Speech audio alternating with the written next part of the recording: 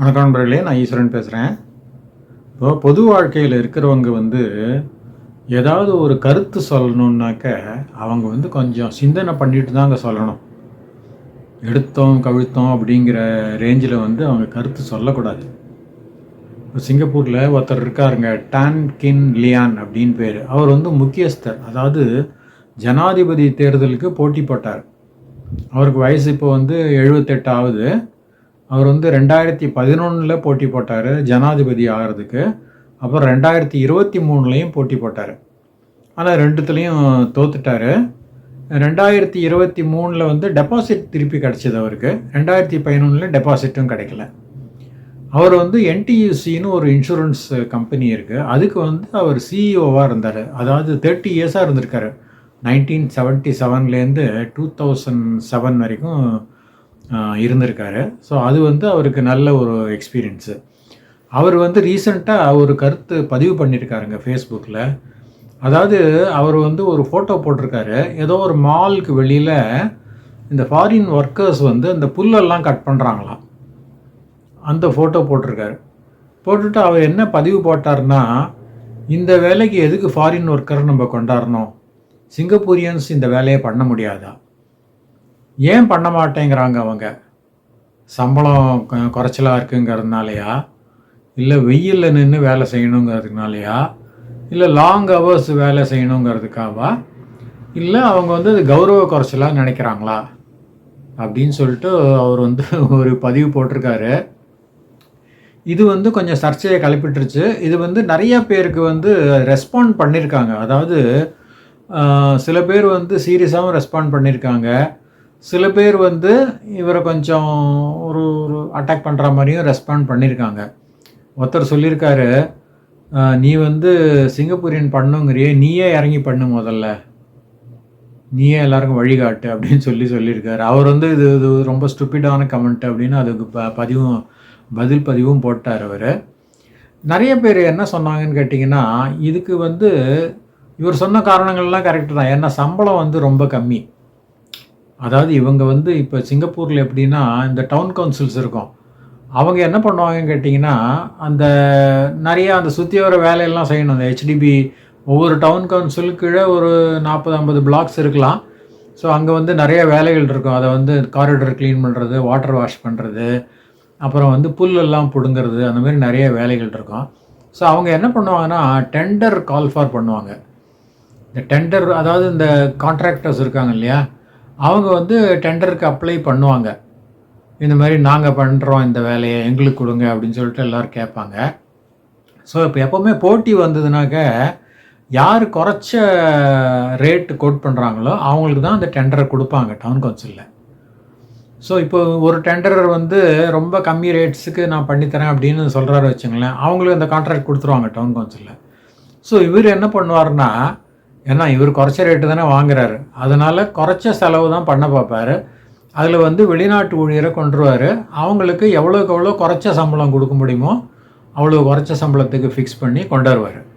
குறிப்பாக பங்களாதேஷ்லேருந்து வந்தாங்க, ரொம்ப சீப்பாக இருக்கும். ஏன்னா அவங்க கரன்சி இன்னும் வீக்கு, 100 டாக்காவோ என்னமோ ஒரு சிங்கப்பூர் டாலருக்கு. அதனால் அவங்க ரொம்ப குறைச்ச சம்பளத்துக்கு வேலைக்கு வருவாங்க, $500 வருவாங்க.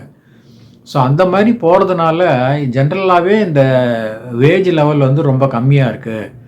ஸோ இந்த மாதிரி சேலரிக்கு சிங்கப்பூரியன்ஸ் யாருமே வேலை செய்ய மாட்டாங்க. அவங்களுக்கு குறைஞ்சது 2500 3000 அந்த ரேஞ்சில் இருந்தால் தான் வருவாங்க.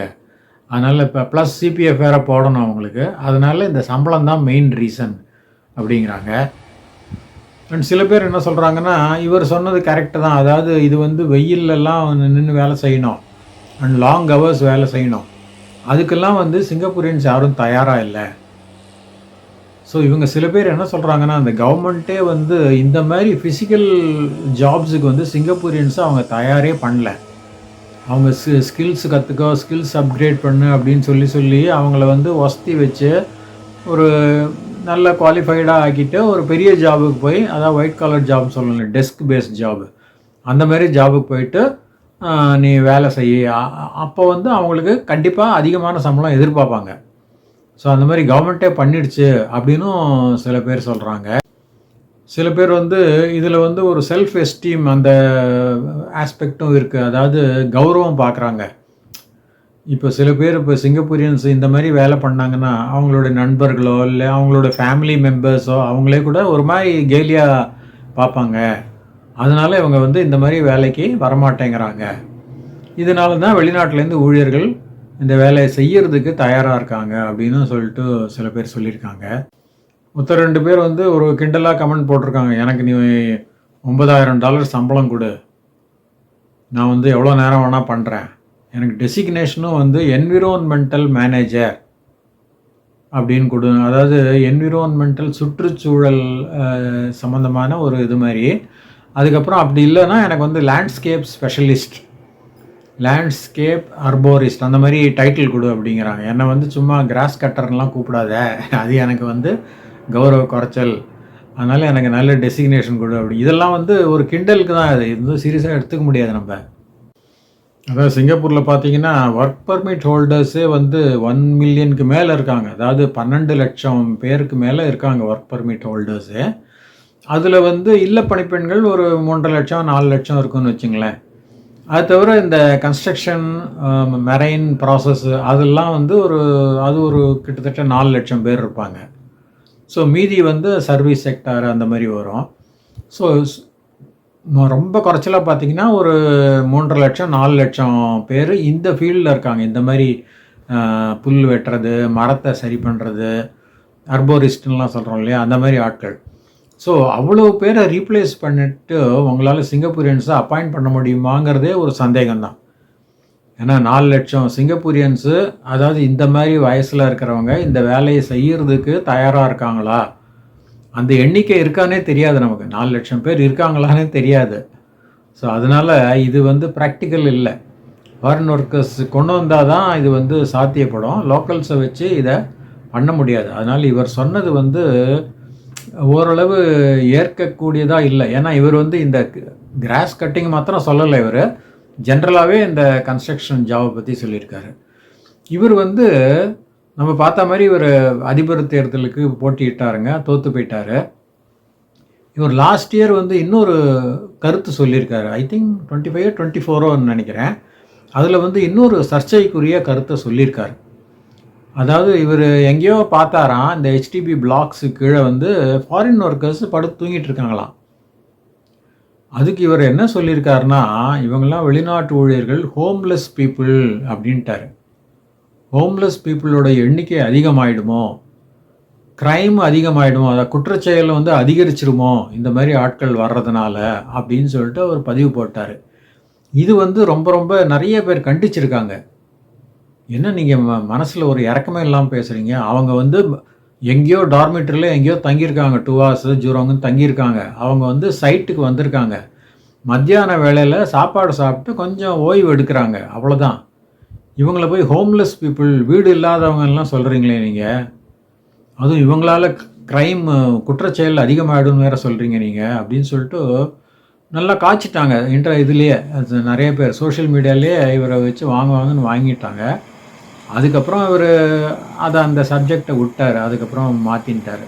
இதெல்லாம் ரொம்ப தவறுங்க. அதாவது பேசும்போது ஒரு திங்க் பண்ணி என்ன பேசுகிறோம், ஜஸ்ட் லைக் தட் எதுவும் பேச முடியாது. வெளிநாட்டு ஊழியர் தானே, நம்ம என்ன வேணால் சொல்லலாம் அப்படிங்கிற எண்ணமே வரக்கூடாது. யாராக இருந்தாலும் மனிதர்கள் தான். அவங்க வந்து ஒரு சட்டப்படி லீகலாக நியாயமாக உழைச்சி சம்பாதிக்க தான் வராங்க. அதை விட்டுட்டு அவங்கள போய் கிண்டல் பண்ணி இந்த மாதிரி ஒரு மதிப்பு குறைவாக பேசுகிறதெல்லாம் ஒத்துக்கவே முடியாது. அதுவும் இந்த மாதிரி ஒரு 70-80 வயசு நெருங்குறவர் இந்த மாதிரி ஆள் வந்து இப்படி பேசுகிறது வந்து நமக்கே கொஞ்சம் ஒரு வித்தியாசமாக இருக்குது, வேதனையாக இருக்குது. இந்த மாதிரி இனியும் செய்ய மாட்டாருன்னு தான் நம்ம எதிர்பார்க்குறோம். சில பேர் சுட்டி காமிச்சிருக்காங்க. அதாவது மற்ற நாடுகளில், அதாவது குறிப்பாக ஆஸ்திரேலியா, அமெரிக்கா, கனடா இது போன்ற நாடுகளில் வந்து அந்த உள்ளூர் சிட்டிசன்ஸே தான் இந்த வேலையை பண்ணுறாங்க. அதாவது physical work, not only cross cutting, any physical work அவங்களே தான் பண்ணுறாங்க அப்படின்னு சொல்லியிருக்காங்க. அதுக்கு என்ன காரணம்னு கேட்டிங்கன்னா, அவங்களுக்கு வந்து நல்ல சேலரி கொடுக்குறாங்களாம். ஸோ அந்த உள்ளூர்காரங்களுக்கே நல்ல சேலரி கொடுக்குறாங்க, அதனால தான் அவங்க வந்து இந்த வேலையை செய்கிறாங்க. So they don't depend on foreign labour to some extent அப்படின்னு சொல்லியிருக்காங்க. அதனால் வந்து சிங்கப்பூர்லேயும் நீங்கள் சம்பளத்தை அதிகம் பண்ணிங்கன்னா சிங்கப்பூரியன்ஸ் வருவாங்க அப்படின்னு சொல்லியிருக்காங்க. ஆனால் இது என்னமோ நமக்கு சாத்தியப்படும்னு தெரில. ஏன்னா இப்போ வந்து 3000 4000 கொடுக்குறதா இருந்தால் அந்த கான்ட்ராக்டர், அதாவது அவருக்கு வந்து ஒத்து வராது. அண்ட் டவுன் கவுன்சிலுக்கும் வந்து அது பட்ஜெட் வந்து அவுட் ஆஃப் இதுவாக போயிடும். ஸோ இவ்வளோ செலவு பண்ணார்னா அவர் வந்து இப்போ பில்லிங் வந்து பெரிய அமௌண்ட்டாக பில் பண்ணார் கான்ட்ராக்டர். ஸோ அப்போ வந்து டவுன் கவுன்சிலால் அஃபோர்ட் பண்ண முடியாது. அது வந்து சிட்டிசன்ஸ் தலையில் தான் விழும். அவங்களுக்கு தான் அந்த மந்த்லி, அதாவது சர்வீஸ் அண்ட் கன்சர்வன்சி சார்ஜ் போடுறாங்க இல்லையா, அதை கொஞ்சம் ஏற்றுவாங்க. ஸோ இதெல்லாம் வந்து ஒரு விரும்பத்தக்க ஒரு நிகழ்வுகள் இல்லை அப்படின்னு தான் ஃபீல் பண்ணுறாங்க எல்லோரும். அதனால் எல்லாருமே வந்து இது ஃபேஸ்புக் தானே, இது ட்விட்டர் தானே, எக்ஸ் தானே, இது இன்ஸ்டாகிராம் தானே, நம்ம என்ன வேணால் டைப் பண்ணலாம் அப்படின்னு சொல்லிட்டு நினைக்கக்கூடாது. ஏன்னா அது வந்து நிறைய பேர் படிப்பாங்க, அதை வந்து கமெண்ட் பண்ணுவாங்க, அதுக்கு ரிப்ளை பண்ணுவாங்க. ஏதாவது கொஞ்சம் குதர்க்கமாக இருந்ததுன்னா கண்டிக்கவும் செய்வாங்க. அதனால் ஜஸ்ட் லைக் தட் நம்ம எதாவது போஸ்ட் பண்ணிட்டு போயிடலான்னு யாருமே நினைக்கக்கூடாது. எவ்வளோ பெரிய ஆளாக இருந்தாலும் நினைக்கக்கூடாது. அப்போ தான் வந்து ஒரு ஒரு சமூக ஒற்றுமைன்னு சொல்கிறோம் இல்லையா, அதெல்லாம் அப்போ தான் நிலவும் எல்லா நாடுகளையும். அதனால் இதுதான் நம்ம சொல்கிறது. இப்போ போஸ்டிங் பண்ணுறவங்க, அதுவும் இந்த மாதிரி ஒரு முன்னாள் ஜனாதிபதி வேட்பாளர், அவர் எவ்வளோ பெரிய போஸ்ட் பாருங்கள், அது வின் பண்ணியிருந்தா ஜனாதிபதி ஆகிருப்பார். ஸோ அப்பேற்பட்ட ஆள், அதுவும் இந்த என்டியூசியில் 30 இயர்ஸாக சிஇஓவாக இருந்திருக்காரு. Highly accomplished man. எல்லா இதுலேயும் வந்து அவர் கருத்து சொல்லுவார். இருந்தாலும் கொஞ்சம் யோசித்து சொல்கிறது நல்லது. அதுதான் நம்மளுடைய வேண்டுகோள். நம்ம மீண்டும் சந்திக்கலாம். நன்றி, வணக்கம்.